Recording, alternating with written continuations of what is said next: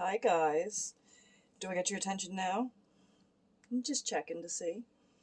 I thought I would share another ghost story with you, just give you a little taste of what's coming up in January.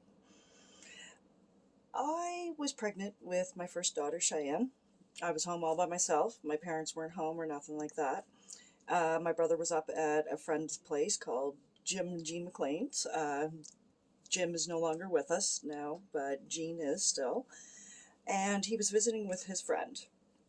Well, I got up to go to the washroom, so I went to the washroom, and my mom always had a chair that was sitting across from the toilet. Kind of creepy, I know, weird.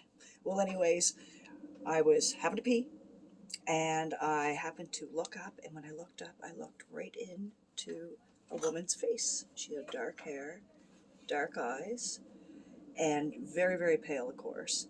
And she didn't speak. So I stood up very carefully, very quietly, and finished my business and flushed the toilet and walked down the hallway out to the living room. Now, my parents' living room was like you could walk through it and go into the kitchen. So there was two sets of French doors.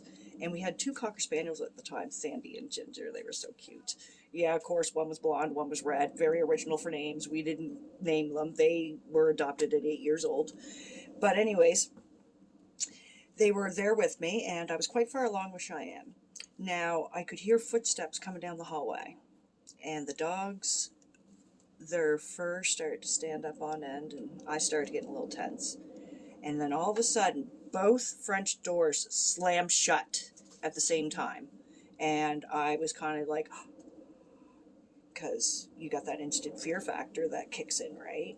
And this woman walked through the door, turned and looked at me straight into my eyes because she knew that I could see her. Turned, walked through the other French door, and I could hear her walk down the stairs to the basement. Well, that's it. I freaked out. I called my brother. You need to fucking come home now.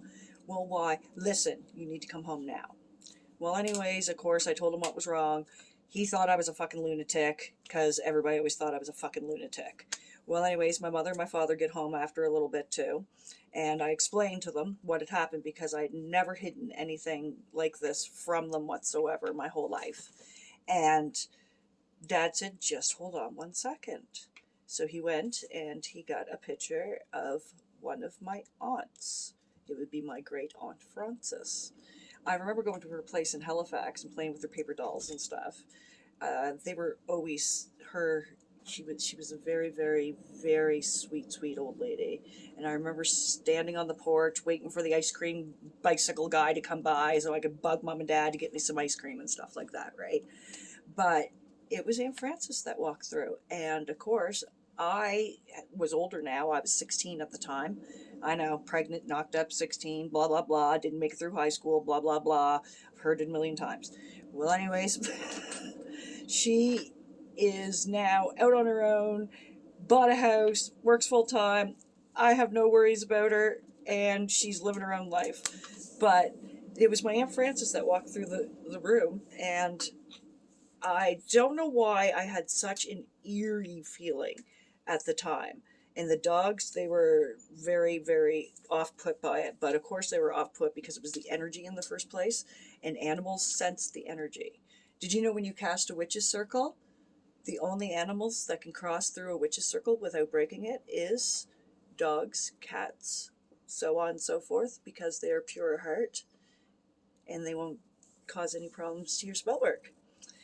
So that's another little ghost story that I thought that I would share tonight, and maybe before the night's out, you might get another one. Who knows? Peace. Rock on.